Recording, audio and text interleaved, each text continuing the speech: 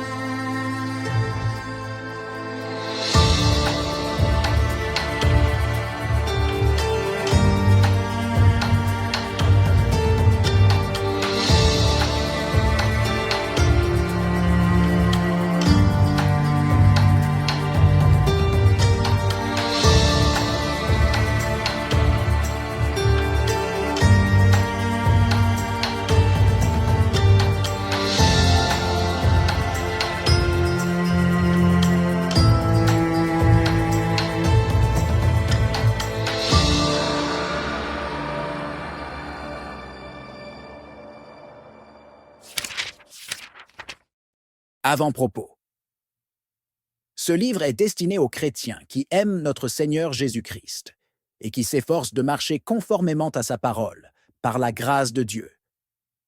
Loin du monde du politiquement correct et des formules de langage diluées et hypocrites, il vise à éclairer le corps de Christ sur l'état actuel des choses, notamment sur les systèmes de gestion abusive des églises, les pratiques sectaires de tout genre, l'infantilisation et l'imbécilisation des âmes en ces temps modernes, pour ne pas dire en ces temps de la fin. Ce livre n'est pas un unième livre de dénonciation gratuite. Il n'est pas un coup de buzz, livre tendance. Il n'est pas non plus un message adressé à une église ou à un ministère bien particulier. Il est tout simplement adressé à toutes celles et ceux qui ont un jour accepté le Seigneur Jésus dans leur vie. Il est fait pour le lectorat que Dieu seul s'est choisi. Si vous avez fait le choix de le lire, sachez qu'il a été écrit pour votre édification, comme c'est le cas de tous les autres livres chrétiens, dont la Bible.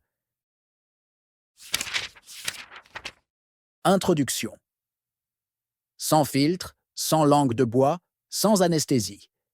C'est dans un registre non seulement de franchise, de sincérité, de vérité, mais aussi d'amour, de compassion et de respect que le Seigneur m'a conduit à rédiger cet outil d'interpellation et d'éveil de conscience dans la communauté chrétienne, que dis-je, dans le corps de Christ. C'est sans filtre que le Seigneur me conduit à pointer du doigt toutes les subtilités pernicieuses qui prévalent dans l'Église d'aujourd'hui.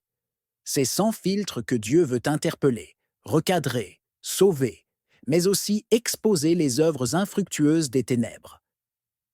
C'est sans filtre, c'est-à-dire avec précision, que Dieu envoie ce message de délivrance. Cette cloche qui sonne très tôt le matin, ce cri de minuit qui se répand dans nos couches, cette voix qui crie dans le désert, mais qui malheureusement semble interpeller de moins en moins. Dans quelle période sommes-nous au juste? Pourquoi tant d'indifférence face aux multiples indicateurs du retour du Seigneur? Comment justifier une telle insensibilité face au mal, à l'injustice et au péché qui nous enveloppent si facilement? Pourquoi cette inattention à l'égard de Dieu? Pourquoi tant d'idolâtrie dans l'Église? Pourquoi tant de méchanceté? Pourquoi tant de rivalité? Bref, ce livre pourrait être toute une série de questions, les unes appelant les autres. Mais l'essentiel de la pensée de ce message en restera le contenu principal, et donc primordial. Que le Seigneur vous bénisse à travers votre lecture et qu'il illumine les yeux de votre esprit. C'est dans cette disposition que vous êtes humblement invité à avoir le passage suivant en méditation.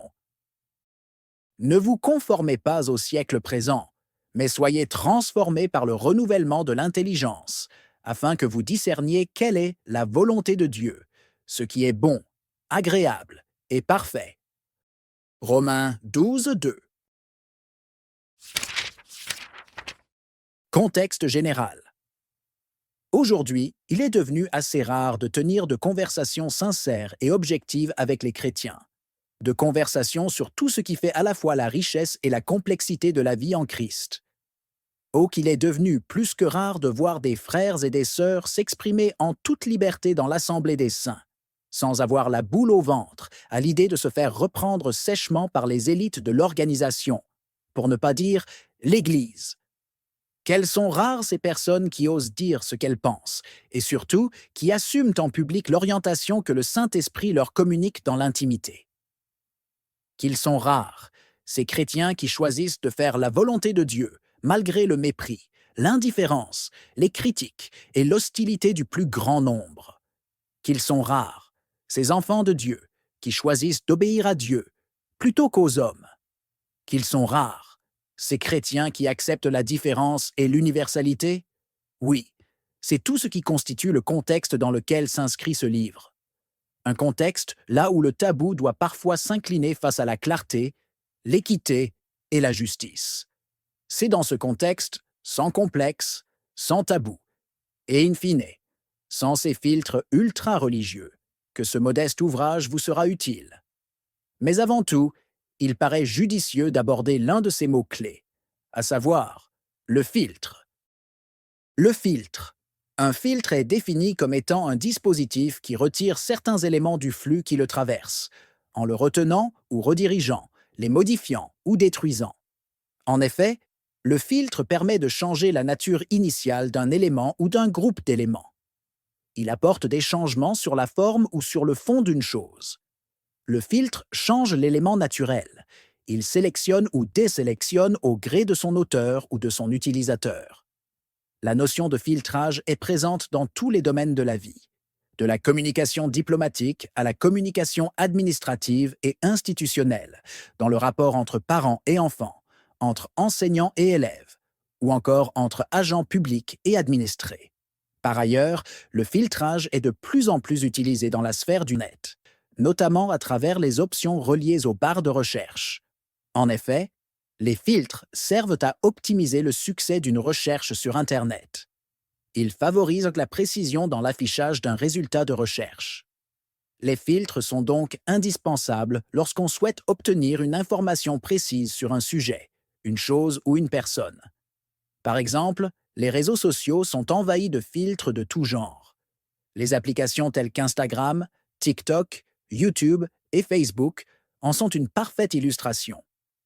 On peut y retrouver des filtres destinés à la modification de l'apparence de visage, de la voix, de mouvement et de bien d'autres. Les filtres apportent des modifications susceptibles de changer des informations, et ce, même de façon littérale. Avec l'arrivée de l'intelligence artificielle, il est désormais possible de tout changer sur une image, une vidéo, un texte et un audio. Tout peut être transformé à la guise d'une personne ou d'un groupe d'individus. Dans la vie courante, le principe du filtrage s'applique d'une manière ou d'une autre, selon l'environnement dans lequel on se trouve.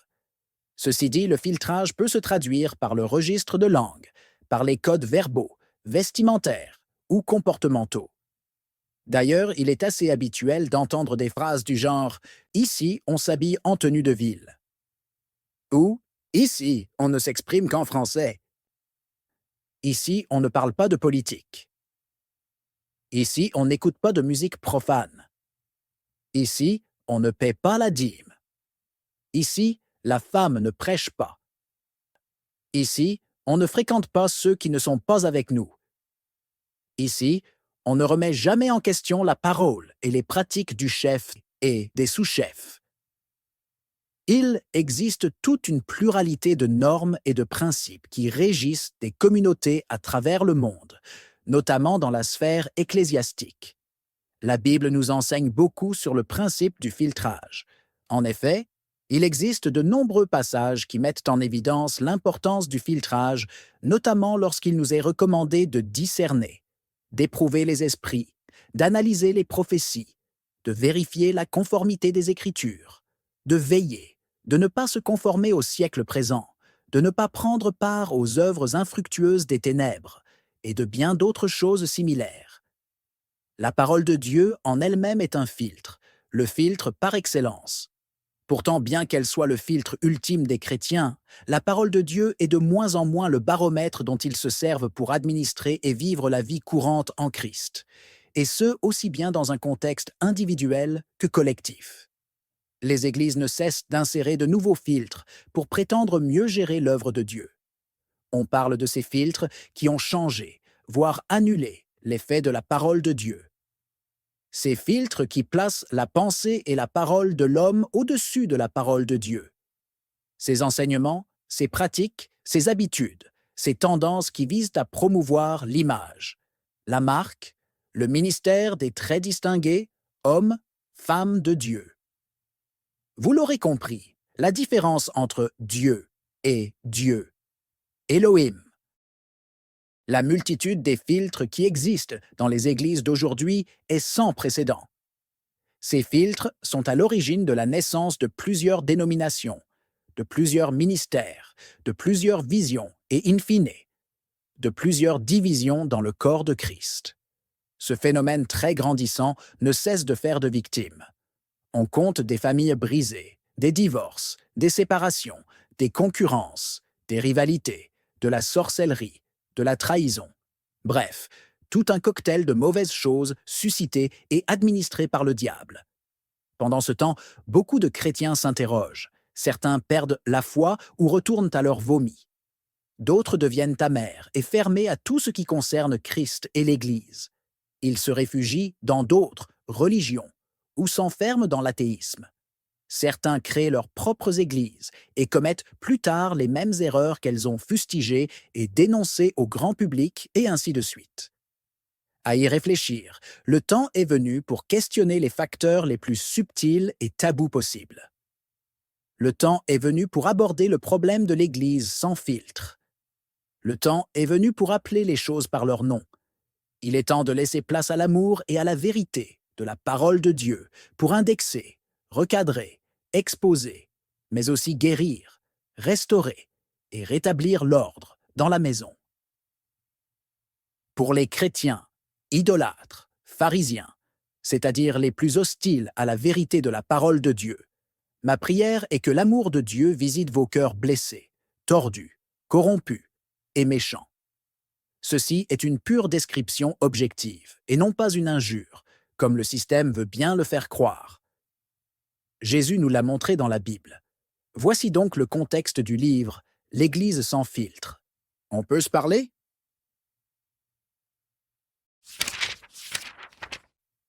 Chapitre 1. L'Église, l'outil de Dieu.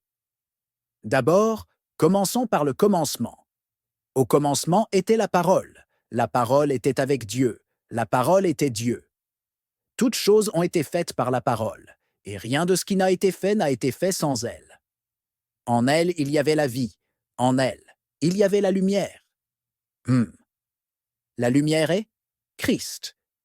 Jésus est la raison pour laquelle l'Église a été créée.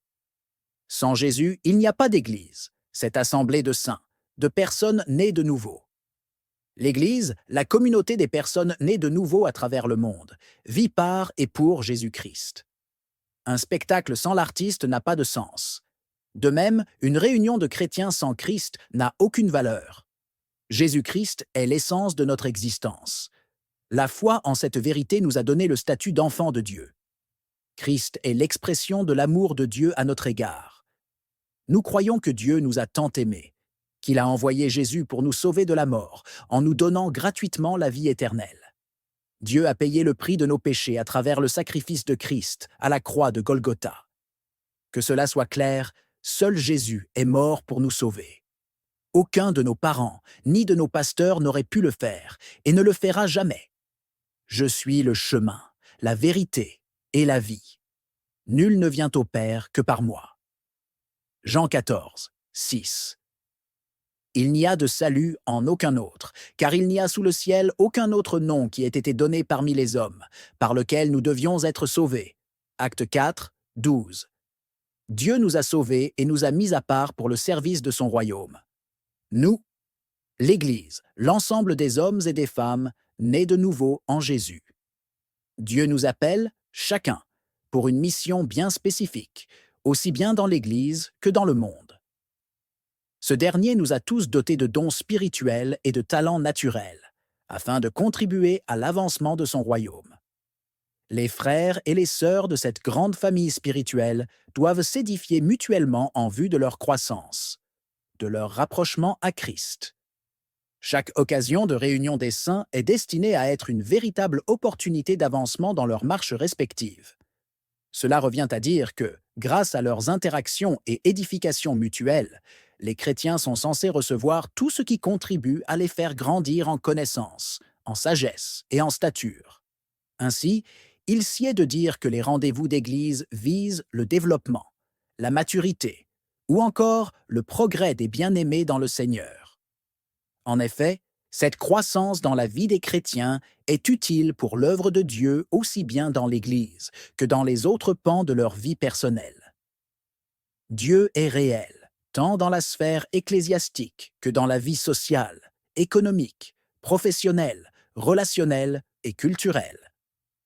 L'édification des chrétiens ne se limite pas aux sujets qui sont strictement liés à l'Église, en tant qu'organisation. Elle va bien au-delà de cette limite. Ainsi, il est tout à fait logique d'affirmer que l'édification de l'Église a un but bien précis. D'ailleurs, qu'il soit plutôt dit que Dieu a un but bien précis lorsqu'il nous bâtit par sa parole, notamment à travers la connaissance, la science et la sagesse. Dieu nous équipe à chaque fois que nous sommes édifiés par un enseignement, par une prédication, par une exhortation, par une louange, par une parole de connaissance, par une adoration, etc. Toutes ces choses concourent à notre équipement. En effet, Dieu se sert de cet équipement pour organiser et diriger son œuvre d'une part, et d'autre part, pour aller dans le monde afin de sauver d'autres âmes. C'est dans ce sens que Jésus nous a dit « Allez dans le monde entier, proclamez l'Évangile à toute la création. Celui qui croira et sera baptisé sera sauvé. Celui qui refusera de croire sera condamné. » Marc 16, 15-16. L'Église est la ressource que Dieu utilise pour l'évangélisation des nations. L'Église, c'est ensemble de personnes nées de nouveau, qui utilisent la connaissance, la sagesse, les dons et les talents que Dieu leur a donnés, afin d'annoncer la bonne nouvelle. Pour que les hommes croient en Jésus, il est nécessaire que les chrétiens se lèvent pour publier les bienfaits de Dieu, pour témoigner de sa grandeur, de son amour et surtout de son sacrifice salvateur en faveur de l'humanité. Dieu a besoin de vous et de moi pour accomplir cette noble tâche. Comment donc invoqueront-ils celui en qui ils n'ont pas cru? Et comment croiront-ils en celui dont ils n'ont pas entendu parler? Et comment en entendront-ils parler s'il n'y a personne qui prêche? Romains 10, 14. Chapitre 2. L'Église, la cible du diable. S'il est vrai que Dieu utilise l'Église pour gagner des âmes et ainsi contribuer à l'expansion de son royaume, il est tout aussi vrai que le diable déprécie ce fait. Mieux, il est toutes les personnes nées de nouveau qui se disposent à l'évangélisation des âmes. Il est contre tout ce qui concerne le salut des païens et l'édification des saints. Il est hostile à l'œuvre de Dieu. Il s'oppose à l'Église, à sa cohésion, à son unité, à son expansion et à son rayonnement. L'Église, la vraie, celle que Dieu seul reconnaît, est une sérieuse menace pour le royaume des ténèbres. Elle est un frein au développement des activités démoniaques de certaines personnes vivant dans nos familles, dans nos quartiers, dans nos villes et dans nos pays. C'est une vérité. La Bible nous dit qu'il y a de la joie dans le ciel lorsqu'une âme se donne au Seigneur. Il y a toute une célébration faite à l'honneur de nos nouveaux frères et sœurs. Le cœur du Père est dans la joie, et c'est une atmosphère d'allégresse qui se répand à travers le royaume.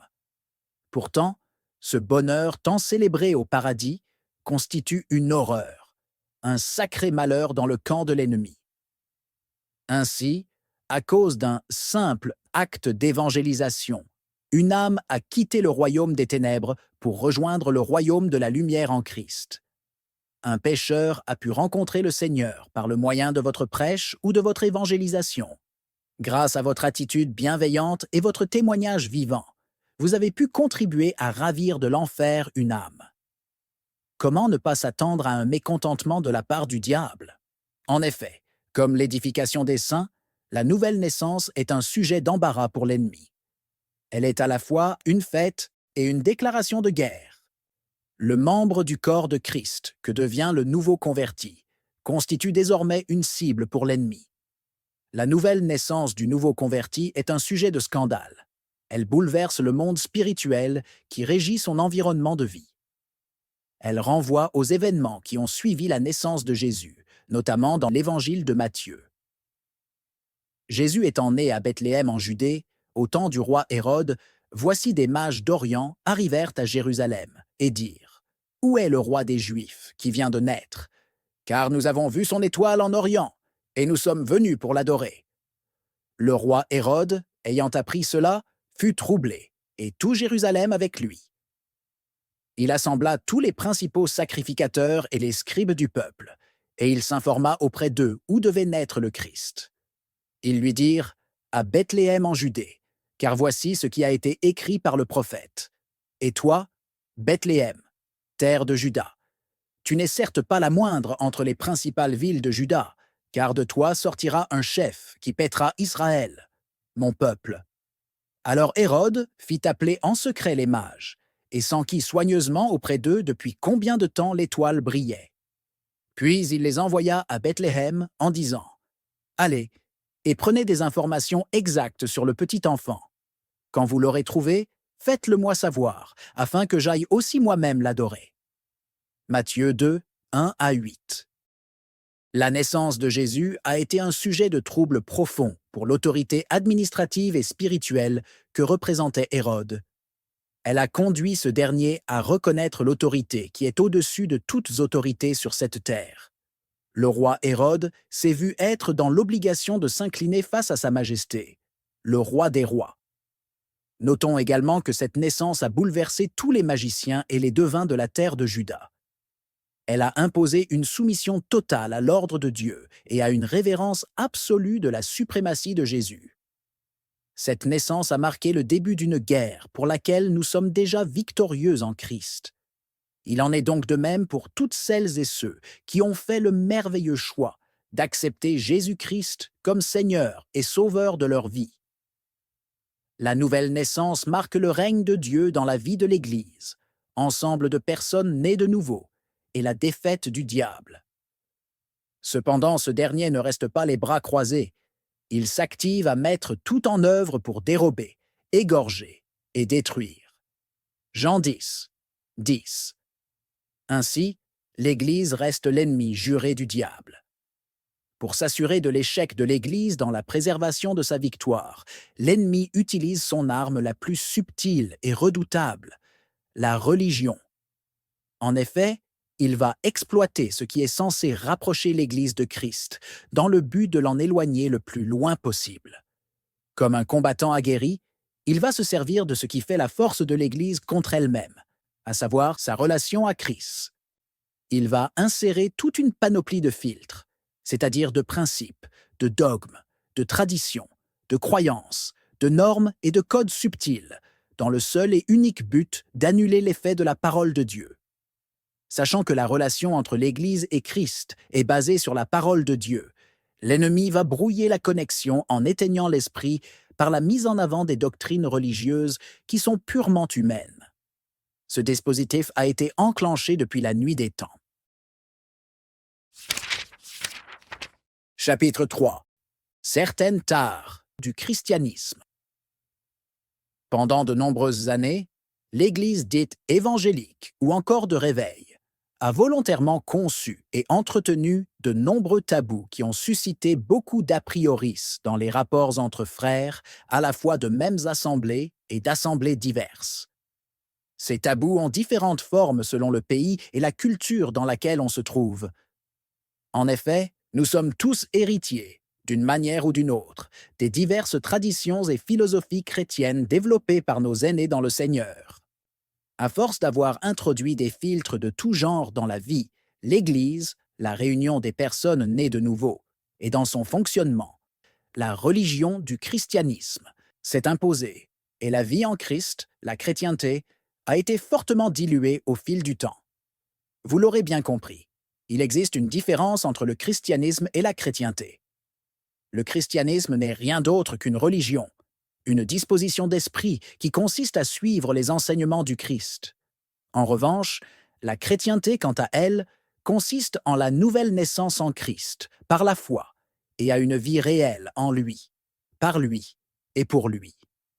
C'est une subtile nuance qui joue un rôle très important dans la compréhension générale de l'objet de ce livre. Les chrétiens, qui sont adeptes du christianisme, suivent les enseignements, les doctrines, les mouvements du groupe, l'Église, sans avoir une réelle relation avec Dieu par le Saint-Esprit. Ces derniers sont bourrés de connaissances et de toutes sortes d'artifices religieux. Ils impressionnent les hommes et les autres chrétiens dans tout ce qu'ils font. Paradoxalement, certains parmi eux ont un jour reçu le Seigneur dans leur vie, mais avec le temps, se sont laissés corrompre par la ruse de la religion distillée par le diable dans l'Église, par le moyen de faux enseignements et de doctrines pernicieuses. Ces derniers sont séduits et aveuglés. De l'autre côté, il existe les chrétiens qui entretiennent une véritable relation avec Dieu. Ils sont connus du Père. Ils écoutent la voix du bon berger et le suivent. Ils ont une oreille spirituelle alerte.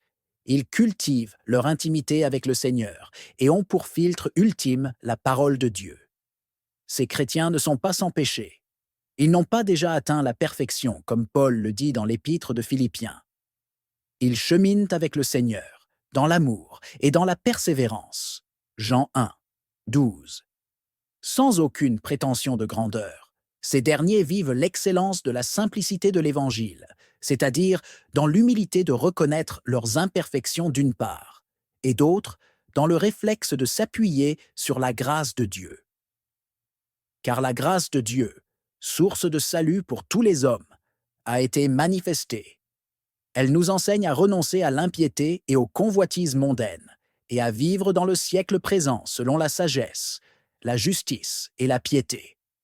En attendant la bienheureuse espérance et la manifestation de la gloire du grand Dieu et de notre Sauveur Jésus-Christ, qui s'est donné lui-même pour nous, afin de nous racheter de toute iniquité et de se faire un peuple qui lui appartienne, purifié par lui et zélé pour les bonnes œuvres.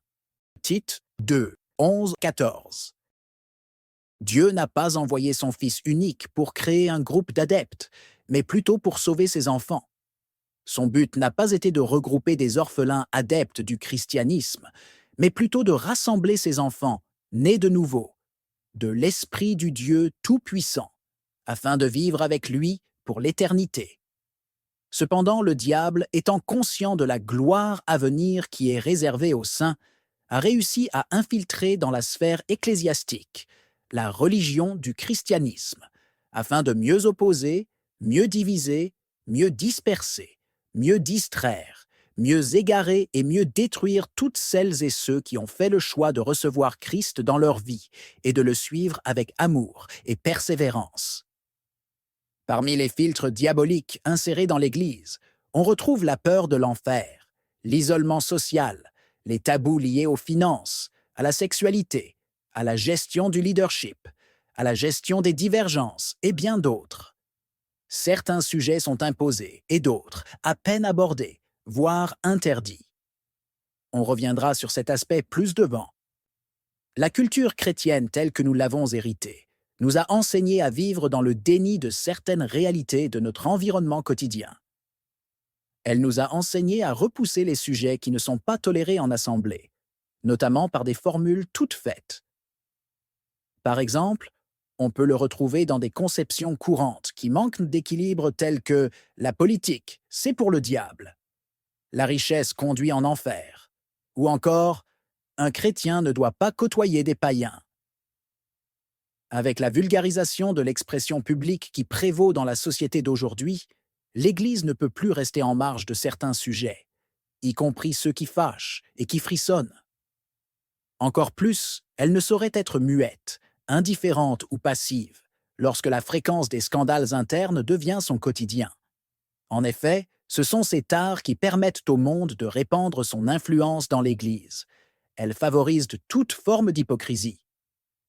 En cette ère de la puissance du digital, l'influence des pratiques du monde ne cesse de gagner les cœurs de certains dirigeants d'Église, y compris les brebis elles-mêmes, ce qui contribue à renverser certains codes, pour certains dans le bon sens et pour d'autres dans le mauvais.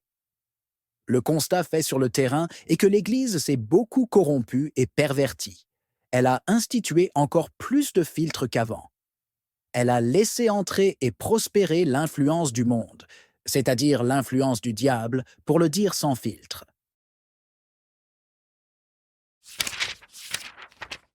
Chapitre 4. L'influence du monde. Le monde est rythmé selon les diktats du diable, car il est sous sa puissance. En effet, l'ennemi maintient les païens par la puissance du péché, notamment par la convoitise des yeux, la convoitise de la chair et l'orgueil de la vie. Il parvient subtilement à séduire les chrétiens par ces mêmes péchés. De plus, il inspire toutes sortes de complexes dans l'Église. Il suscite des concurrences, des jalousies, des rivalités, et ce, dans le but de maintenir la chair active, afin d'en favoriser davantage l'expression de ses œuvres. Ceci est une réalité qui est observable à l'œil nu. Ce monde est de plus en plus rempli d'influence, et les gens sont constamment engagés dans des comparaisons qui ne cessent de s'intensifier. Un tel possède ceci, un tel autre veut aussi l'avoir. Un tel est assez à l'affiche, un tel autre le désire également. Un tel côtoie tel milieu, un tel autre veut aussi le faire. C'est une concurrence aux proportions importantes à laquelle les uns et les autres se livrent au quotidien. Fort malheureusement, cette tendance touche aussi les églises. Du moins, ces dernières se laissent de plus en plus séduire par un évangile ultra-progressiste, un évangile moderne qui prône le mélange, l'ultra-tolérance et un conformisme anti-biblique. Ce n'est plus un secret.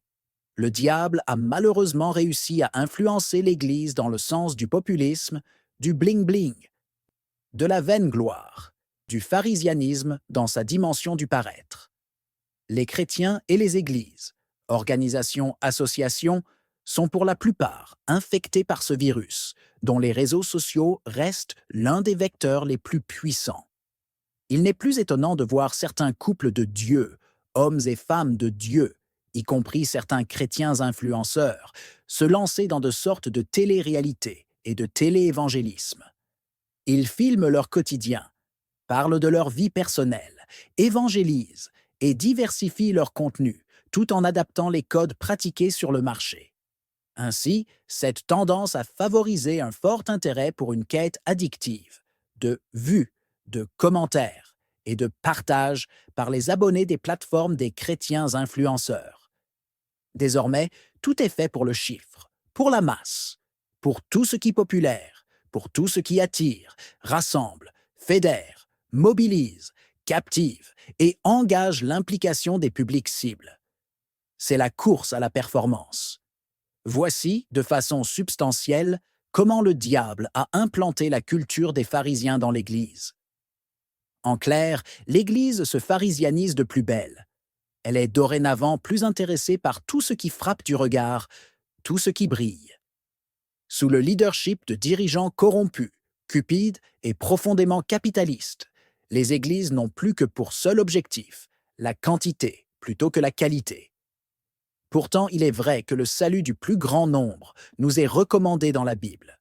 Cependant, les dispositions, le zèle avec lesquels la plupart des églises modernisées s'activent à l'évangélisation restent largement influencées par la pensée et la séduction du populisme. Cette tendance à voir les choses en grandeur sans Dieu, mais pour Dieu. Cette pensée à œuvrer pour Dieu sans lui, tout en voulant impressionner les hommes et lui-même. C'est une véritable corruption, une vraie folie. La Bible nous dit que l'insensé dit dans son cœur que Dieu n'existe pas. Psaume 14, 1. Le populisme est devenu l'indicateur phare qui marque la présence de Dieu dans certaines églises, ou qui atteste de l'authenticité d'une vision, d'un ministère, d'un projet ou d'une quelconque initiative prise pour l'intérêt de Dieu. Si la masse suit, Cela veut dire que Dieu l'approuve. Ceci est la nouvelle norme. C'est le nouveau filtre, le filtre du capitalisme religieux dans l'Église. En effet, ceci est une perversion diabolique qui vise à éloigner de la pensée des chrétiens la prise en compte de l'interpellation de notre Seigneur Jésus qui dit « Entrez par la porte étroite, car large est la porte, spacieux est le chemin qui mène à la perdition, et il y en a beaucoup qui entrent par là. » Matthieu 7, 13. L'influence de la culture mondaine actuelle induit la plupart des chrétiens dans la religion et éloigne davantage les religieux de la voie du salut. Cette séduction capitaliste est subtile, mais assez efficace. Elle conduit les chrétiens à voir les choses comme des hommes naturels. Elle les enseigne à plus considérer le fruit de l'effort humain que le produit de la grâce de Dieu. Elle impose la culture du mérite au détriment de l'incontournabilité de la grâce. Elle loue la grandeur selon l'homme au mépris de celle selon Dieu. Elle invite à plus obéir à l'homme plutôt qu'à Dieu. Elle incite à idolâtrer les hommes au grand mépris de Dieu. Elle encourage l'admiration excessive de soi. Elle prône le culte de la personnalité. Elle excite à considérer plus la parole de l'homme, homme de Dieu, que celle de Dieu lui-même. Elle pousse littéralement à élever l'homme au-dessus de Dieu. Elle pousse le chrétien et l'Église en général à l'orgueil, à l'arrogance, au mépris, au complexe de supériorité, à la condamnation des autres. En langage simple, elle induit l'Église à la ruine. Or, qui peut inspirer de telles choses, si ce n'est le diable? Le cœur de plusieurs chrétiens n'est plus orienté vers le Seigneur, mais plutôt sur la gloire, le gain et les biens matériels. Les prédicateurs sont devenus de redoutables performeurs. Chaque prêche du dimanche est une véritable démonstration d'art oratoire, d'exercice de séduction et de persuasion, accompagnée de scènes montées de toutes pièces, dans le seul et unique but d'enrôler le maximum de nouveaux adhérents à l'Église, organisation, association, groupe, et de maintenir ou sécuriser l'engagement des anciens membres. Bien sûr, le tout doit être fait pour la gloire de Dieu. Une gloire qui n'a de sens que lorsque les fidèles apportent massivement leurs dîmes, leurs offrandes et leurs offrandes spéciales, qui, elles, ne cessent de faire l'objet d'une sursollicitation intense de la part du gourou et de son équipe. Ceci n'est que pour le premier culte. Et qu'en est-il du deuxième, du troisième, sans oublier les offrandes à donner lors des programmes annexes, des séminaires et des jours de réunion? Bref, l'Église n'est plus qu'une façade, l'ombre d'elle-même, et le mot chrétien, un slogan qui est de plus en plus désacralisé par les religieux et les inconvertis. Les choses d'en haut n'ont plus d'importance. Beaucoup recherchent leurs propres intérêts. Pasteurs, mamans pasteurs, évêques, prophètes, apôtres, docteurs, évangélistes, chantres, influenceurs, y compris les brebis, chrétiens lambda. L'influence du monde est bien plus profonde qu'elle ne l'est décrite ici, en ces quelques lignes. Le trésor des chrétiens n'est plus Christ. Mais amassez-vous des trésors dans le ciel, où la teigne et la rouille ne détruisent point, et où les voleurs ne percent ni ne dérobent. Car là où est ton trésor, là aussi sera ton cœur. Matthieu 6, 20-21. N'aimez point le monde, ni les choses qui sont dans le monde. Si quelqu'un aime le monde, l'amour du Père n'est point en lui. 1 Jean 1,15. Chapitre 5. Le business de l'envoûtement. L'Église est devenue un sacré business pour de nombreuses personnes cupides et pervers narcissiques. C'est une supercherie là où le charlatanisme et l'envoûtement sont monnaie courante. C'est le nouveau refuge des commerçants déchus, des sorciers assoiffés de pouvoir, de gloire et d'argent. Leur nombre ne cesse de s'accroître. En l'occurrence, dans la communauté africaine. Ainsi, inspirés par le diable, ces impies n'hésitent pas d'user de toutes les techniques d'envoûtement possibles pour s'attirer des clients et surtout pour les maintenir dans leur tombeau blanchi, qu'ils appellent « église » ou « temple ».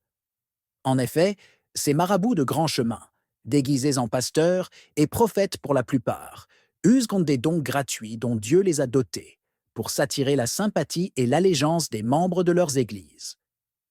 Pour ce faire, ces derniers vont tailler leurs prêches et leurs nombreuses prophéties sur mesure. Malins et rusés comme leur père Satan, ils vont se saisir de la vulnérabilité des membres les plus accessibles et les plus naïfs, afin de les envoûter comme il se faut. Pour les femmes, ils vont axer leur message sur des thématiques très classiques telles que le mariage, la guérison, la délivrance et la visitation. Pour les hommes, ils vont plutôt se pencher sur la stabilité sociale, les voyages, l'évolution de carrière professionnelle, le ministère, sans oublier l'emblématique mariage. Pour les plus jeunes, la réussite dans les études, l'aspiration au ministère et l'engagement dans l'Église. Pour l'Assemblée en elle-même, les messages génériques vont varier d'un ministère à un autre. Certains orienteront leur doctrine principale sur la prospérité matérielle, sur la richesse terrestre, le bien-être, la positivité, la réussite sociale au sens plus large.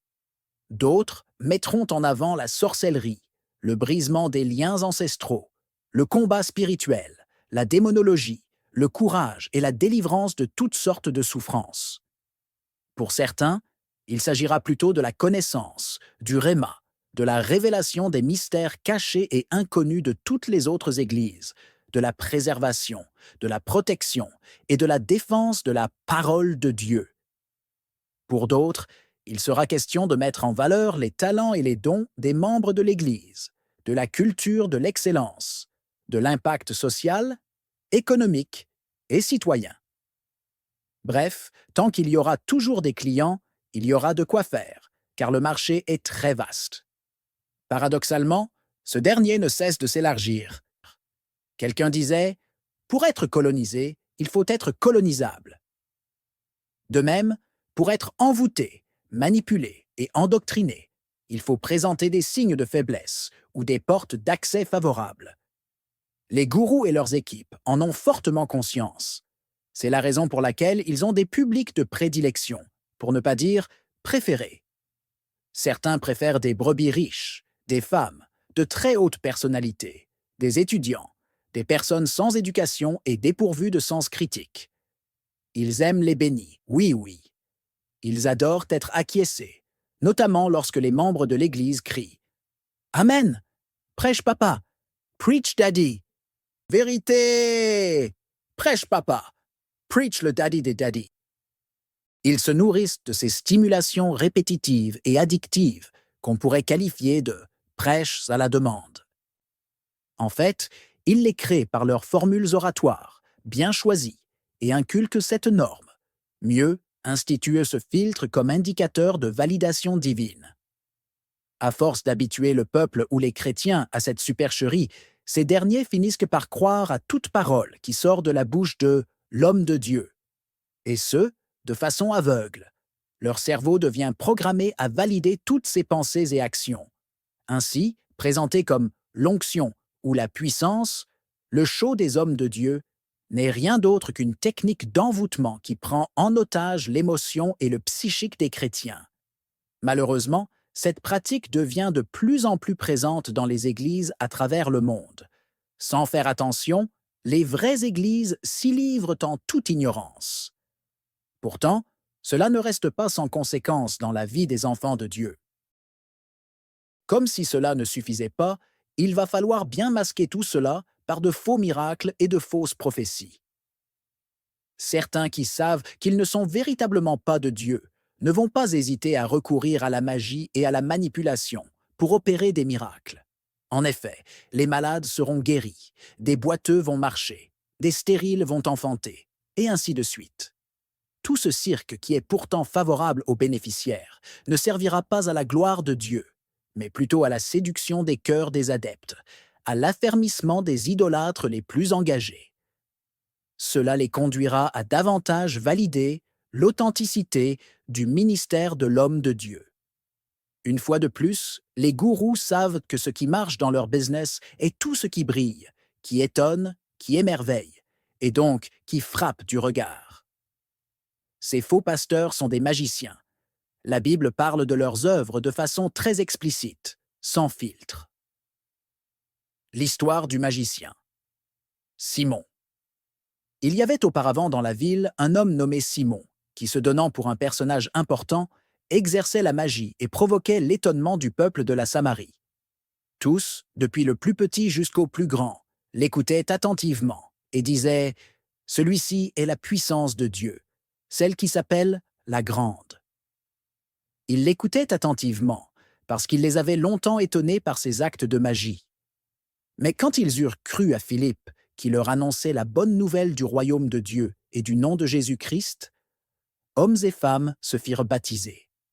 Simon lui-même crut, et, après avoir été baptisé, il ne quittait plus Philippe, et il voyait avec étonnement les miracles et les grands prodiges qui s'opéraient. Actes 8, 9, 13. L'histoire du magicien. Bar Jésus. Ils traversèrent toute l'île et arrivèrent à Paphos. Ils trouvèrent là un magicien juif nommé Bar Jésus, qui se faisait passer pour un prophète.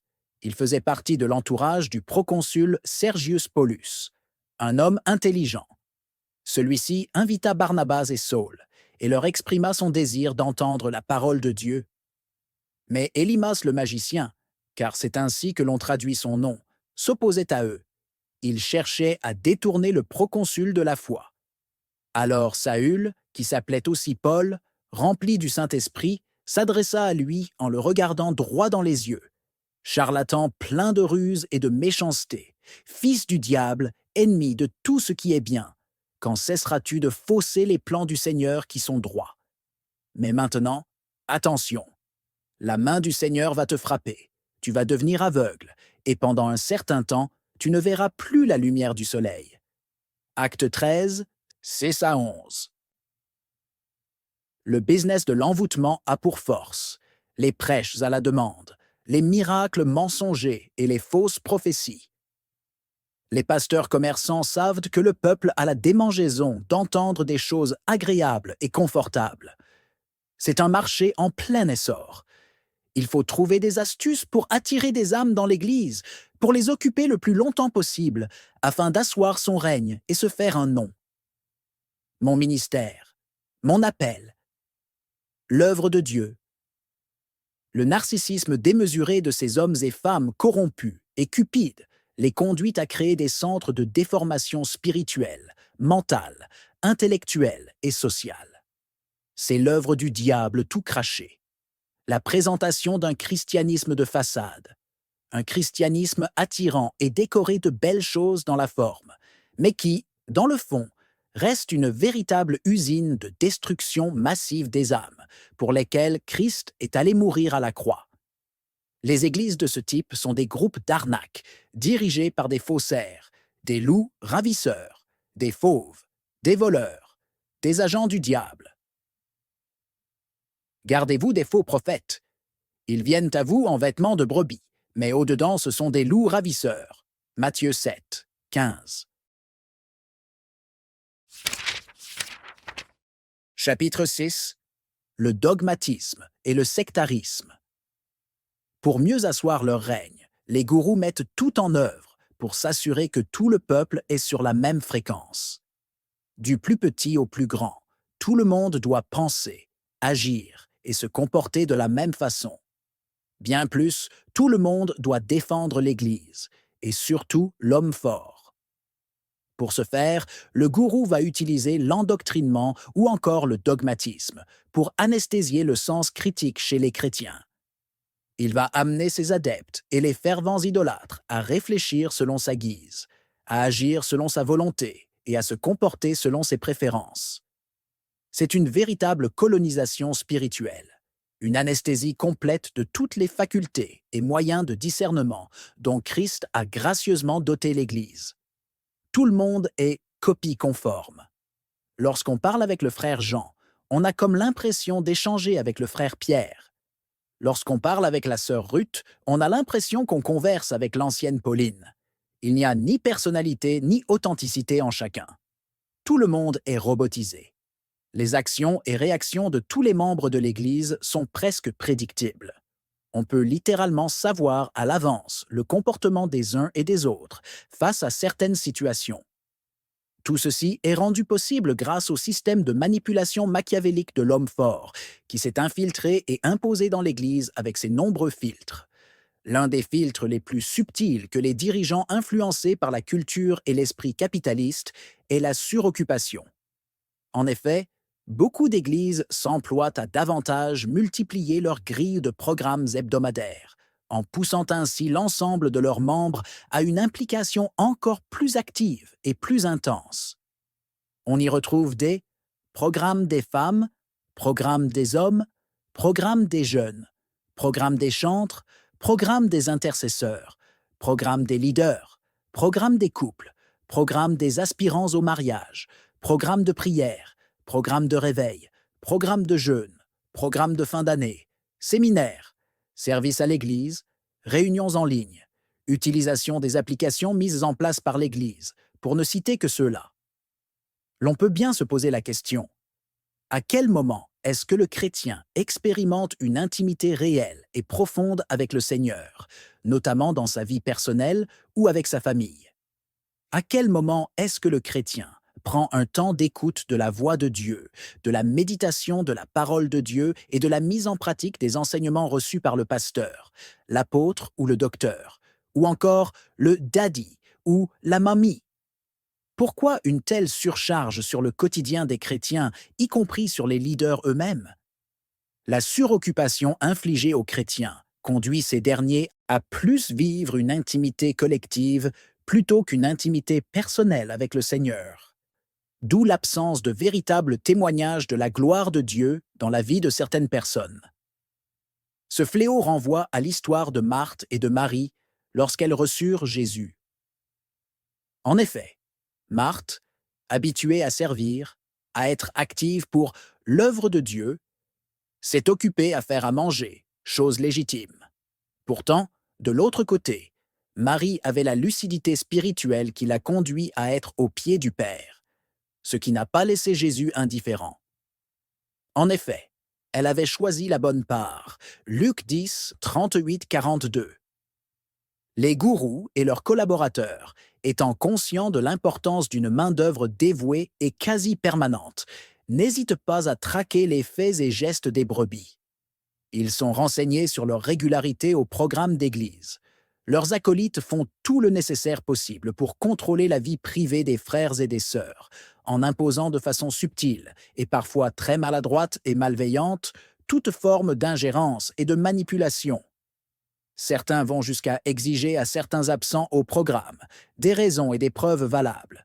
D'autres vont imposer la participation en ligne des personnes légitimement empêchées. Ces pratiques d'abus de pouvoir créent une psychose, une atmosphère de terreur et un profond sentiment de peur et d'insécurité chez les chrétiens. Beaucoup se suspectent entre eux, selon les sévères remontrances des anciens ou responsables de cellules, de départements. Personne n'a le droit de se plaindre, de peur de représailles publiques. C'est un véritable trafic d'influence que subissent et tolèrent de nombreuses personnes qui, dans la vie courante, n'auraient pas laissé passer certains abus.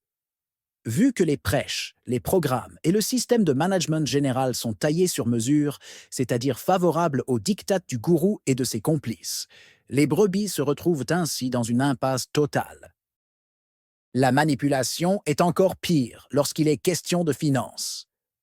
Les brebis sont constamment exhortées à s'acquitter de leurs dîmes, de leurs offrandes et de leurs offrandes spéciales.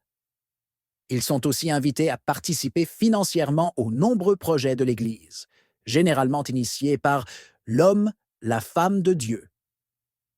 Comme une scène de vente aux enchères, les gourous vont jusqu'à demander publiquement à faire lever les personnes ayant offert des sommes considérables afin de bénéficier de prières spéciales.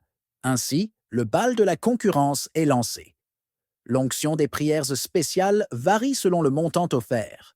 Une véritable arnaque à ciel ouvert. Pourtant, les brebis, dans l'immense majorité, croient et s'activent à faire le nécessaire pour bénéficier de la bénédiction spéciale qui est attachée à la prière spéciale. Ainsi se développe le commerce et l'esprit capitaliste dans les églises, des pratiques purement mondaines. Par ailleurs, le dogmatisme dans les églises se traduit aussi et surtout par les nombreux interdits et injonctions édictés par les dirigeants. On y retrouve par exemple le genre de choses suivantes. Ne fréquentez pas d'autres églises, n'écoutez pas les prédications de tel pasteur ou de tel apôtre, ne lisez pas les livres de tel homme de Dieu, n'allez pas dans tel programme d'évangélisation, ne portez pas tel vêtement, ne mangez pas tels aliments, n'écoutez pas tel type de musique chrétienne, n'exercez pas de telles activités, ne fréquentez pas tel milieu, faites ceci, mais ne faites pas cela, et ainsi de suite. Comme si cela ne suffisait pas, la technique de la diabolisation est l'argument d'autorité par excellence. Le gourou et son gouvernement vont cataloguer toutes celles et ceux qu'ils estiment être hostiles à leur empire. Pour ce faire, ils vont donner toutes sortes d'enseignements visant à diaboliser de façon démesurée certains pans de la culture, de la tradition et de la coutume des peuples du pays où ils sont implantés, notamment en Afrique. Ils vont se saisir de tout ce qui peut justifier le symbolique ou le mystique pour asseoir leur endoctrinement. Ils vont jusqu'à bannir la culture africaine au profit de la culture occidentale, sous couvert de la parole de Dieu. Ils vont importer et imposer de façon subtile des croyances, des traditions, des pratiques, voire même des langues étrangères dans l'Église, afin d'installer une nouvelle culture. Ils vont s'engager dans un processus de modification des codes traditionnels de l'Église primitive et de son fonctionnement, sans limite aucune. Sous couvert de l'illumination du Saint-Esprit, ils vont tout restructurer par leurs nombreux filtres. Gare à celui ou à celle qui tentera de remettre en question un quelconque filtre. En effet, les membres de l'Église les plus lucides d'un point de vue intellectuel et spirituel ont toujours tendance à prendre un certain recul face aux multiples et rapides avancées de l'Église. Ils s'interrogent sur la conformité biblique de ces nombreuses actualisations, et lorsque la confusion s'empare d'eux, ils finissent par poser des nombreuses questions, lesquelles favorisent malheureusement le début de leur diabolisation. Une fois de plus, si ces chrétiens lucides osent exprimer ce qu'ils pensent, ils sont immédiatement réprimandés, catalogués, critiqués, discrédités, attaqués, humiliés, et si ces derniers ne se ressaisissent pas, ils sont excommuniés et davantage diabolisés. Les autres membres de la synagogue sont interdits de fréquenter ces rebelles, égarés et impies. Ainsi, on entre dans le processus de destruction de relations dans l'Église, y compris les relations de sang, sans oublier les ruptures entre fiancés et les divorces entre époux. Du jour au lendemain, deux frères qui pourtant se parlaient plutôt bien cessent d'entretenir tout contact. Deux sœurs qui se fréquentaient autrefois cessent de le faire en plus de ne plus se parler. La franchise et l'honnêteté des uns ont poussé les autres à les juger, à les accuser et à les condamner, car leur péché est jugé grave et généralement impardonnable. Pendant ce temps, chez le reste des ouvriers de l'usine, l'hypocrisie est à son comble. Tout le monde suspecte tout le monde. Chacun est l'œil, l'oreille, le doigt et la bouche du chef. Les autres demeurent dans la terreur et dans l'aveuglement le plus absolu. Ils défendent, sans conviction, la prise de position du Conseil général de l'Église, constitué du tout-puissant homme de Dieu et ses acolytes. Le peuple est pris en otage, à ciel grand ouvert. Pour s'assurer qu'il n'y ait plus d'autres rebelles, le gouvernement de l'Église, bâtiments, organisations, associations, groupes et son président vont insérer le filtre des sous-entendus. En clair, ils vont dire des choses sans les dire ouvertement. Ils vont user de ruses pour insérer dans la conscience collective de multiples non-dits. Ainsi, on y retrouve des pensées de type « qui n'est pas avec nous est contre nous ». Qui n'est pas d'accord avec l'homme de Dieu est contre Dieu lui-même. Quiconque n'approuve pas un enseignement de l'apôtre est dangereux et potentiel rebelle. Quiconque collabore avec des anciens frères est un traître. Quiconque côtoie des excommuniés est un danger et une personne séduite. Quiconque abandonne l'Église est un impie. Toutes les autres églises sont fausses sauf la nôtre. Nous sommes les seuls à détenir la vérité. Nous sommes la seule vérité. Et ainsi de suite.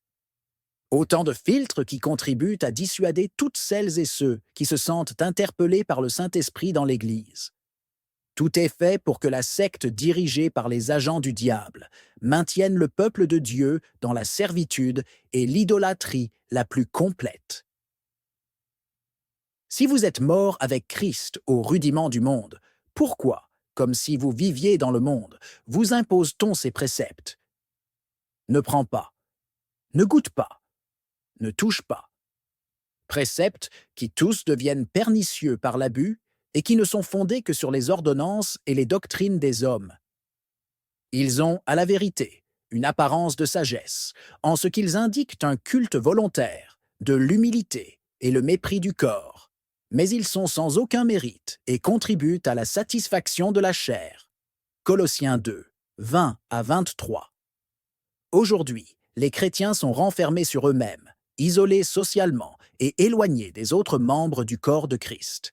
Ils sombrent dans un processus de radicalisation sectaire qui exploite leurs ressources, notamment leur temps, leur énergie physique, leurs finances, leurs relations et leur intelligence, leur esprit critique. Rassurez-vous, ce phénomène est présent dans l'immense majorité des églises dites de réveil. Toutes les églises sont, d'une manière ou d'une autre, concernées par ce sujet. Ceci est une réalité indéniable. Les gourous infiltrés dans l'Église, corps du Christ, promettent la délivrance, la guérison, la prospérité, le réveil et la liberté, alors qu'ils sont eux-mêmes victimes pour certains et agents du diable pour d'autres. Ils sont adeptes du mensonge et incitent leurs fidèles à le pratiquer. On encourage à qualifier de « noir » ce qui est blanc, et de « blanc » ce qui est noir. Chapitre 7. Le règne de l'hypocrisie. Tellement il y a de hauts standards de sainteté dans certaines églises et de plusieurs normes de performance dans d'autres que l'Église finit par créer des inégalités, des complexes et des concurrences à n'en point finir. Les personnes frustrées en sont de plus en plus nombreuses. Plusieurs d'entre elles voient, mais refusent de voir, tout en subissant les affres de la manipulation et de la sorcellerie qui sont à l'œuvre. Elles justifient l'injustifiable et défendent l'indéfendable. Elles constatent certaines dérives, mais optent volontairement pour l'indifférence la plus totale. Elles se réfugient dans des formules toutes faites par leurs gourous, lesquels prônent les pensées de type.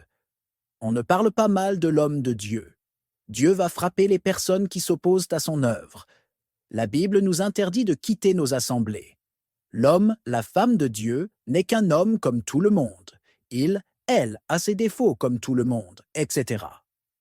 Le pharisianisme dans l'Église incite les chrétiens à toujours justifier les œuvres des ténèbres. Il les pousse à toujours exposer les imperfections et les péchés des plus faibles, et à couvrir ceux des plus forts. Le pharisianisme encourage les injustices au paroxysme. C'est l'hypocrisie à l'état pur. C'est une atmosphère de manque de sincérité, d'honnêteté et de vérité. C'est une atmosphère de mensonge qui se transmet de frères en frères, de sœurs en sœurs, d'anciens en anciens, de responsables en responsables, de pasteurs en pasteurs, d'apôtres en apôtres, et de révérends en révérends, et ainsi de suite. Ainsi, par peur d'être sévèrement repris par l'Église et surtout par l'homme fort, les chrétiens se taisent et se forcent d'obéir à la volonté de leur maître.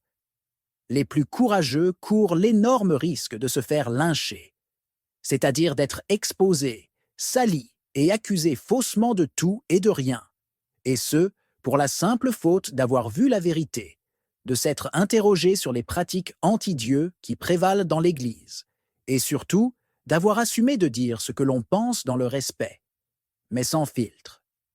Ceci est l'un des plus grands paradoxes qui puissent exister dans ce monde. Autrefois, dans le monde, nous étions vrais et sincères dans nos péchés. Pourtant, aujourd'hui, dans l'Église, nous sommes devenus faux et hypocrites dans notre sainteté. Comment expliquer un tel degré de fausseté dans l'Église? Comment tolérer une telle méchanceté entre frères? Comment être aussi indifférent lorsque les faits sont aussi flagrants, clairs et évidents? Comment se taire lorsque Dieu nous interpelle sur ce grand désordre dans l'Église? Comment ne pas prendre position? Comment ne pas se sentir outré par ce qui nous arrive en tant qu'Église, corps de Christ? Comment ne pas s'activer pour interpeller l'Église sur tous ces abus et dérives sectaires? Comment ne pas se lever pour dénoncer cette déviance spirituelle afin d'épargner les âmes qui doivent entrer dans la bergerie du vrai et bon berger? Comment ne pas en avoir marre de voir les chrétiens souffrir, s'entretuer, divorcer et rétrograder du fait de l'idolâtrie et du contrôle pernicieux et absolu de certains dirigeants d'Église? L'abus de tous les filtres inspirés par le diable et ses serviteurs a engendré des abus et des dérives qui renvoient plus les chrétiens dans le monde, qui enrôlent plus d'inconvertis dans l'Église et qui enrichit plus les faux pasteurs, leurs femmes et leurs idolâtres préférés, c'est-à-dire les plus proches. Ce désordre doit pouvoir nous faire réfléchir sur nos positions face à certaines choses dans les églises. Que cela soit clair, aucune église n'est épargnée de ce fléau. Aucune église n'est trop sanctifiée pour être en marge de ces dérives, de l'infiltration et de la sorcellerie des faux dirigeants. Il y a de l'hypocrisie en abondance dans les églises.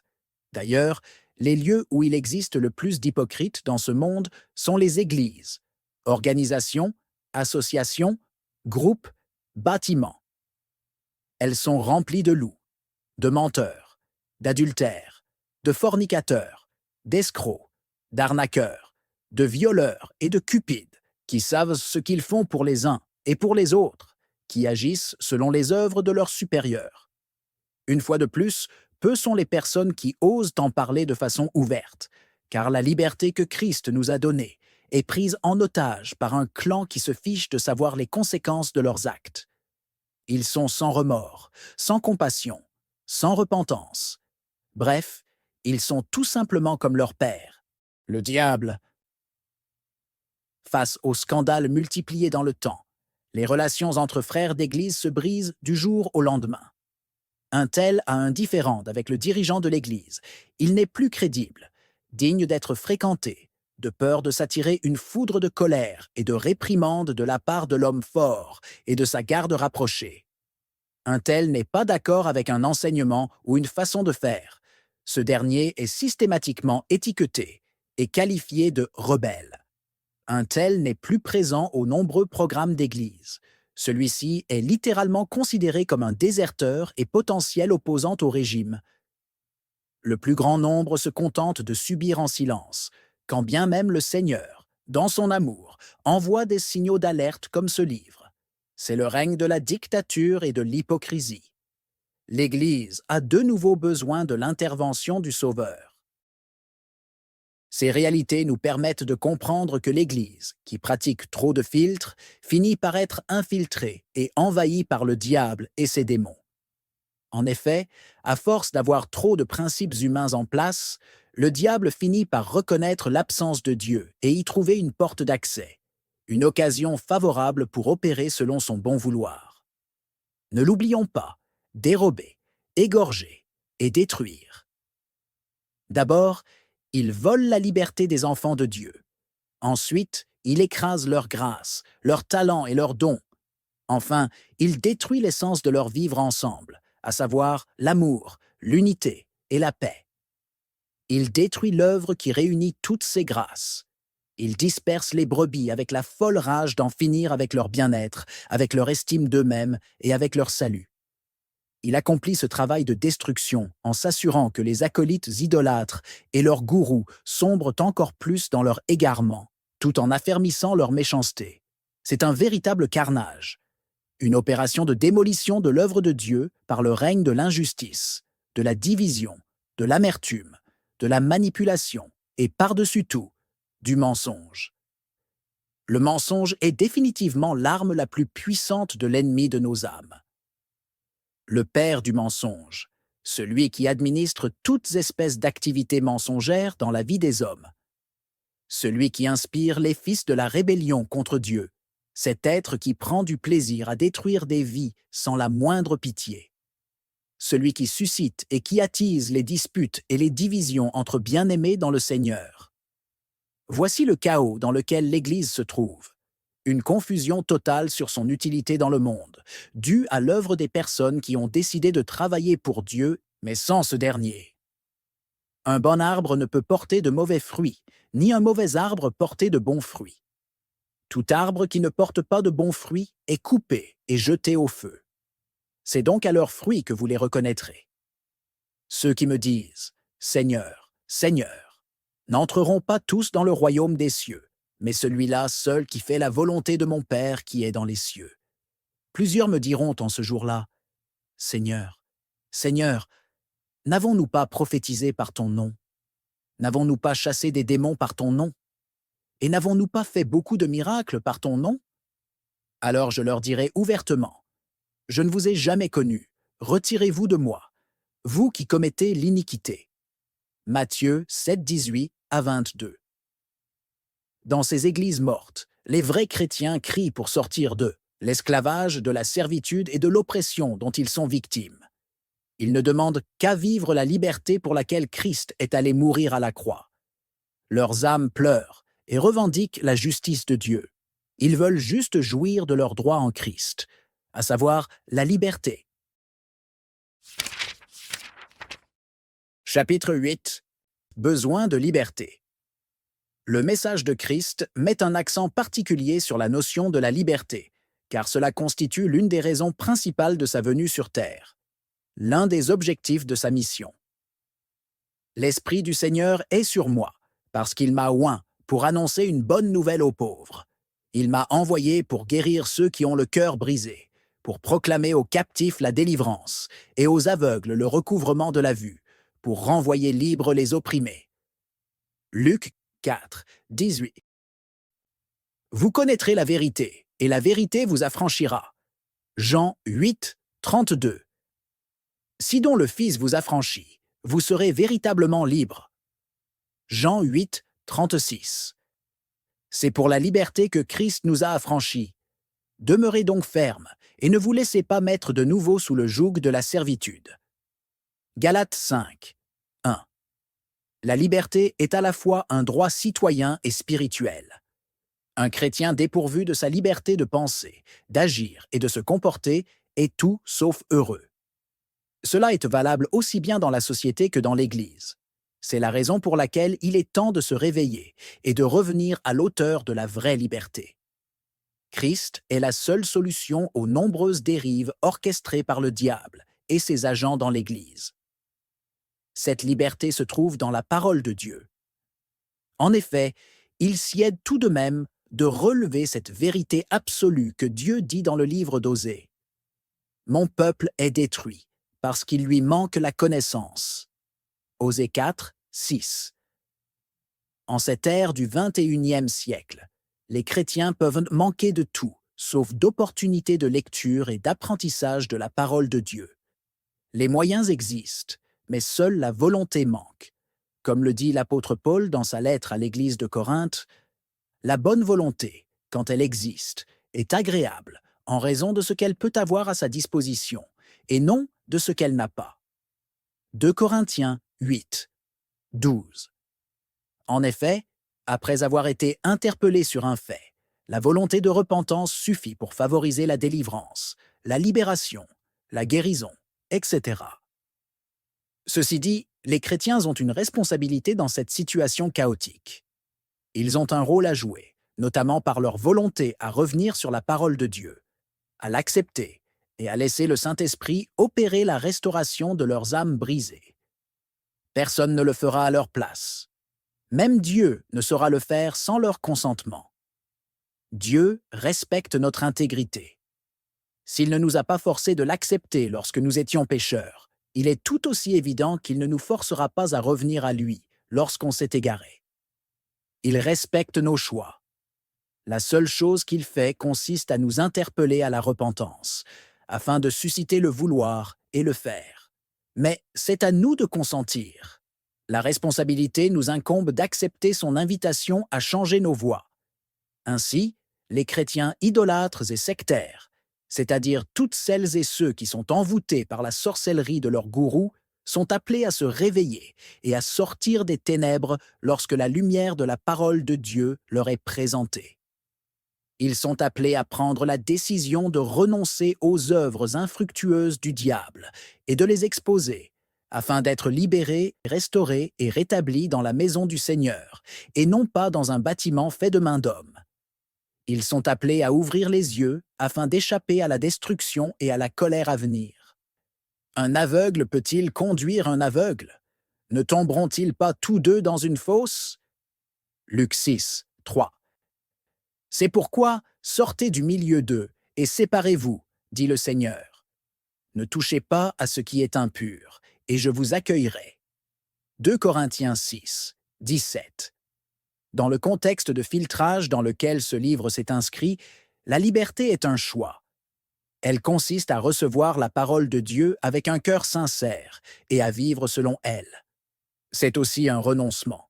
C'est accepter de perdre ses privilèges, son statut et la considération de la masse. C'est décider de renoncer à soi-même pour son propre salut. C'est fuir des griffes du lion en s'appuyant sur la parole du Dieu Tout-Puissant, Elohim. Chapitre 9. L'intimité avec Dieu. Nous avons compris que les mouvements de masse ne favorisent pas l'appropriation de l'intimité avec le Seigneur chez la plupart des chrétiens. La culture du capitalisme et de l'hyperactivisme dans l'Église, entre autres, ont été les facteurs majeurs de l'endoctrinement des enfants de Dieu. En effet, il est important de savoir d'où, le lieu, l'on a chuté, et particulièrement ce, qui et quoi, qui a contribué à le faire.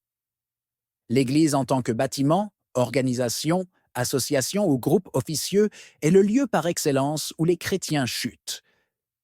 Les dirigeants corrompus et cupides sont les agents du diable qui endoctrinent le peuple de Dieu. Leurs enseignements, programmes et pratiques sont de joug pesant qui empêchent les âmes de cultiver une intimité réelle avec le Seigneur. En clair, le vrai problème de l'Église d'aujourd'hui est qu'elle a placé sa foi en l'homme plutôt qu'en la parole de Dieu. Ainsi parle l'Éternel. Maudit soit l'homme qui se confie dans l'homme, qui prend la chair pour son appui, et qui détourne son cœur de l'Éternel. Il est comme un misérable dans le désert, et il ne voit point arriver le bonheur. Il habite les lieux brûlés du désert, une terre salée et sans habitants. Jérémie 17, 5-6. Dieu nous dit que la malédiction est le partage du chrétien qui s'appuie sur l'homme, c'est-à-dire le dirigeant qui l'idolâtre. La malédiction est un mot extrêmement interpellant. En effet, la malédiction est définie comme des paroles par lesquelles on souhaite du mal à quelqu'un, en appelant sur lui la colère de Dieu. Dans le contexte de ce passage du livre de Jérémie, il est plutôt question d'une malédiction qui sort de la bouche du Dieu Tout-Puissant lui-même, le Dieu créateur qui a créé le ciel et la terre, et tout ce qui s'y trouve. Ce grand Dieu maudit quiconque s'appuie sur la parole de l'homme au détriment de la sienne. À ce sujet, un prédicateur disait que lorsque Dieu maudit une personne, ce dernier lui donne une puissance qui conduit cette personne à l'échec. Cette dernière est puissamment amenée à échouer de façon lamentable dans tout ce qu'elle fait. De plus, elle est vouée à la destruction et à la perdition. C'est une chose grave que de sombrer dans l'idolâtrie. C'est là tout ce qui explique le désordre, le chaos, les scandales, les dérives et les abominations que l'on observe dans l'Église. Dieu haït l'idolâtrie. L'apôtre Paul exhortait les chrétiens de Corinthe à fuir l'idolâtrie. C'est pourquoi, mes bien-aimés, fuyez l'idolâtrie. Je parle comme à des hommes intelligents. Jugez vous-même de ce que je dis. 1 Corinthiens 10, 14-15. Jésus disait « Malheur à vous, scribes et pharisiens hypocrites, parce que vous fermez aux hommes le royaume des cieux. Vous n'y entrez pas vous-même, et vous n'y laissez pas entrer ceux qui veulent entrer. » Matthieu 23, 13. Malheur à vous, scribes et pharisiens hypocrites, parce que vous nettoyez le dehors de la coupe et du plat, et qu'au-dedans ils sont pleins de rapines et d'intempérance. Matthieu 23, 25. Dieu dit, « Tu n'auras pas d'autre Dieu face à moi. Tu ne te feras pas d'idole, ni rien qui ait la forme de ce qui se trouve au ciel là-haut, sur terre ici-bas, ou dans les eaux sous la terre. Tu ne te prosterneras pas devant ces dieux, et tu ne les serviras pas, car c'est moi, le Seigneur, ton Dieu, un Dieu jaloux, poursuivant la faute des pères chez les fils sur 3 et 4 générations, s'ils me haïssent, mais prouvant sa fidélité à des milliers de générations, si elles m'aiment et gardent mes commandements. » Exode 20, 3 à 6. Malheur aux pasteurs qui détruisent et dispersent le troupeau de mon pâturage, dit l'Éternel. C'est pourquoi ainsi parle l'Éternel, le Dieu d'Israël, sur les pasteurs qui paissent mon peuple. Vous avez dispersé mes brebis, vous les avez chassées, vous n'en avez pas pris soin. Voici, je vous châtierai à cause de la méchanceté de vos actions, dit l'Éternel, et je rassemblerai le reste de mes brebis de tous les pays où je les ai chassées. Je les ramènerai dans leur pâturage. Elles seront fécondes et multiplieront. Jérémie 23, 1 à 4. Dans la suite du passage de Jérémie, Dieu nous recommande plutôt l'attitude à adopter. Béni soit l'homme qui se confie dans l'Éternel, et dont l'Éternel est l'espérance. Il est comme un arbre planté près des eaux, et qui étend ses racines vers le courant. Il n'aperçoit point la chaleur quand elle vient, et son feuillage reste vert. Dans l'année de la sécheresse, il n'a point de crainte, et il ne cesse de porter du fruit. Jérémie 17, 7-8. Le chrétien qui s'appuie sur le Seigneur est béni. Dieu prononce une parole de bénédiction dans sa vie. Il lui donne une puissance pour réussir dans tout ce qu'il fait. Il est donc puissamment appelé à réussir. La réussite dont il est question est selon le Seigneur, et non pas selon les nombreux standards éphémères des hommes. Il existe plusieurs exemples de réussite selon Dieu dans la Bible. Que ce livre de la loi ne s'éloigne point de ta bouche. Médite-le jour et nuit, pour agir fidèlement selon tout ce qui y est écrit. Car c'est alors que tu, Josué, auras du succès dans tes entreprises. C'est alors que tu réussiras. Josué 1, 8. L'Éternel fut avec lui, Joseph, et la prospérité l'accompagna. Il habitait dans la maison de son maître, l'Égyptien. Genèse 39, 2. Il, David, réussissait dans toutes ses entreprises, et l'Éternel était avec lui. 1 Samuel 18, 14. Et je, Néhémie, leur fis cette réponse. Le Dieu des cieux nous donnera le succès. Nous, ses serviteurs, nous nous lèverons et nous bâtirons. Mais vous, vous n'avez ni part, ni droit, ni souvenir dans Jérusalem. Néhémie 2, 20. Les exemples bibliques sont légion. Par exemple, à chaque fois que le peuple d'Israël s'éloignait de Dieu, ces derniers étaient toujours confrontés à la réalité de la malédiction.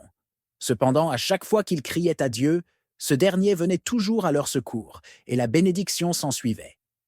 La Bible nous fait comprendre que le feuillage du chrétien qui s'appuie sur Dieu reste vert lorsque la chaleur vient. Il continue de porter le fruit de l'esprit.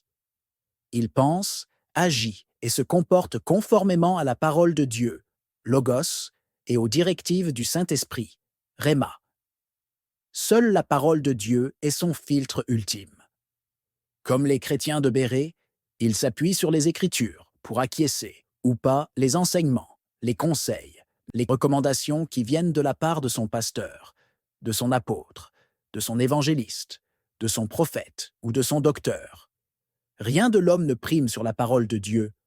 Aucune tradition, aucun règlement intérieur, aucune sagesse humaine, aucune doctrine, aucune autre pensée quelconque. C'est la parole écrite de Dieu qui reste le filtre par excellence, car elle est vivante et efficace, plus tranchante qu'une épée quelconque à 2 tranchants, pénétrante jusqu'à partager âme et esprit, jointures et moelle. Elle juge les sentiments et les pensées du cœur. Hébreux 4, 12. Les vraies brebis du Seigneur entendent sa voix et le suivent. Elles le reconnaissent, parce qu'elles sont habituées à la méditation de la parole de Dieu et à l'écoute de la voix du Saint-Esprit. La responsabilité incombe aux chrétiens de méditer la parole de vie. Jésus est le chemin, la vérité et la vie. La vie éternelle consiste à le connaître. La connaissance de Jésus et de notre identité en lui nous permet de vaincre l'ennemi, de discerner ses ruses et d'anéantir ses œuvres. Les chrétiens doivent donc s'approprier leur identité en Christ. Il l'a déployée en Christ, en le ressuscitant des morts et en le faisant asseoir à sa droite dans les lieux célestes, au-dessus de toute domination, de toute autorité, de toute puissance, de toute dignité et de tout nom qui se peut nommer, non seulement dans le siècle présent, mais encore dans le siècle à venir. Il a tout mis sous ses pieds, et il l'a donné pour chef suprême à l'Église, qui est son corps, la plénitude de celui qui remplit tout en tous. Éphésiens 1, 20-23. Chapitre 10. L'amour de Dieu. La caractéristique fondamentale du chrétien est l'amour. Dieu est amour, c'est sa nature. Par conséquent, c'est la nature du chrétien. Les personnes nées de nouveau, les vrais enfants de Dieu, ont l'esprit d'amour en eux. Or, l'espérance ne trompe point, parce que l'amour de Dieu est répandu dans nos cœurs par le Saint-Esprit qui nous a été donné. Romains 5, 5. L'amour se réjouit de la vérité, et la vérité finit toujours par régner sur le mensonge, quelle que soit la durée de temps que cela prendra. Sans amour, rien de ce que nous initions n'a de sens. Sans amour, ce livre n'aurait même pas eu lieu d'être. En effet, c'est par amour que Dieu nous interpelle, car son souhait est de nous voir heureux. Il a des projets de bonheur et non de malheur. Nous, chrétiens du corps de Christ, devons apprendre à nous aimer comme Dieu nous a aimés, en dépit de nos différences et de nos préférences. Si on est différent, cela veut dire qu'il y a de bonnes raisons d'apprendre des uns et des autres. L'orgueil et l'arrogance de certains dirigeants d'Église, tels qu'on l'a exposé dans ce livre, ont montré leurs limites, et surtout les nombreux dégâts occasionnés. Il est maintenant temps de montrer au monde le vrai visage de l'Église de Yahweh. Cette Église, l'ensemble des personnes nées de nouveau à travers le monde, remplie d'amour, de joie, de paix, de patience, de bonté, de bienveillance, de foi, de douceur, de maîtrise de soi et de bien d'autres composantes du fruit de l'esprit. Cette Église imparfaite aux yeux de l'homme, mais parfaite aux yeux de Dieu, notamment à travers Christ. L'amour de Dieu est au-dessus de tous les filtres de la religion. Cet amour est au-dessus de la puissance du diable, car c'est par un grand amour envers nous que Dieu a vaincu le malin par le sacrifice de son Fils Jésus, notre Sauveur, notre Seigneur, notre Roi, notre Pasteur, notre Berger, notre lumière, notre vie, notre paix, notre espérance, notre raison d'être. Il est temps de célébrer l'amour de Dieu dans le corps du Christ. Il est temps de se défaire des traditions religieuses pour se revêtir de l'esprit d'amour, afin de vivre pleinement la vraie liberté et le vrai bonheur que nous avons en Christ. L'amour s'exprime dans la vérité et dans la liberté, sans contrainte ou injonction quelconque. L'amour de Dieu est la force de l'Église. Lorsqu'il n'y a plus d'amour, c'est le chaos qui règne. Il est temps de revenir à notre premier amour, en revisitant les fondamentaux de la marche en Christ et de la simplicité de l'Évangile. Que l'on se réapproprie le sens de l'amour du prochain, cet amour qui consiste à faire aux autres ce que l'on aimerait qu'on nous fasse. Tout ce que vous voulez que les hommes fassent pour vous, faites-le de même pour eux, car c'est la loi et les prophètes. Matthieu 7, 12. Quand je parlerai les langues des hommes et des anges, si je n'ai pas l'amour, je suis un airain qui résonne ou une cymbale qui retentit. Et quand j'aurai le don de prophétie, la science de tous les mystères et toute la connaissance, quand j'aurai même toute la foi jusqu'à transporter des montagnes, si je n'ai pas l'amour, je ne suis rien. Et quand je distribuerai tous mes biens pour la nourriture des pauvres, quand je livrerais même mon corps pour être brûlé, si je n'ai pas l'amour, cela ne me sert de rien. L'amour est patient, il est plein de bonté. L'amour n'est point envieux. L'amour ne se vante point, il ne s'enfle point d'orgueil. Il ne fait rien de malhonnête, il ne cherche point son intérêt, il ne s'irrite point, il ne soupçonne point le mal, il ne se réjouit point de l'injustice, mais il se réjouit de la vérité. Il excuse tout, il croit tout, il espère tout, il supporte tout. L'amour ne périt jamais. Les prophéties prendront fin, les langues cesseront, la connaissance disparaîtra. Car nous connaissons en partie et nous prophétisons en partie. Mais quand ce qui est parfait sera venu, ce qui est partiel disparaîtra. Lorsque j'étais enfant, je parlais comme un enfant, je pensais comme un enfant, je raisonnais comme un enfant. Lorsque je suis devenu homme, j'ai fait disparaître ce qui était de l'enfant. Aujourd'hui, nous voyons au moyen d'un miroir, d'une manière obscure, mais alors nous verrons face à face. Aujourd'hui, je connais en partie, mais alors je connaîtrai comme j'ai été connu. Maintenant donc, ces trois choses demeurent: la foi, l'espérance, l'amour. Mais la plus grande de ces choses, c'est l'amour. 1 Corinthiens 13, 1 à 13. Épilogue. Il n'existe pas de diplôme pour la dénonciation. Il est juste question du salut des âmes des chrétiens victimes des œuvres de l'ennemi dans l'Église. En effet, il n'y a rien de nouveau sur le soleil. Tout ce qui est a déjà été. Une génération vient et passe, une autre arrive. Les bêtises des hommes se répètent, mais la sagesse de Dieu demeure. Le ciel et la terre passeront, mais sa parole demeure. Que Dieu soit donc trouvé juste et vrai, et tout homme comme menteur, car, nous l'avons bien compris, les dérives sectaires dans les églises sont le fruit de l'idolâtrie aiguë de certains et de la manipulation des autres. On a relevé comme déviance la foi en l'homme et en ses doctrines sans fondement biblique, le mépris et l'ignorance de la parole de Dieu, l'arrogance et l'orgueil des dirigeants, entre autres. Tout de même, il est à rappeler qu'aucune église n'est parfaite, aucune église n'est sans défaut. Dire cela n'est pas signe de faiblesse ou de lâcheté. Bien au contraire, la Bible nous édifie de façon très explicite sur la force de la faiblesse humaine, lorsque celle-ci est soumise à la parole de Dieu. Car, quand je suis faible, c'est alors que je suis fort. 2 Corinthiens 12, 10. Je puis tout par celui qui me fortifie. Philippiens 4, 13. La grâce de Dieu suffit aux chrétiens pour vivre l'effectivité de la parole de Dieu.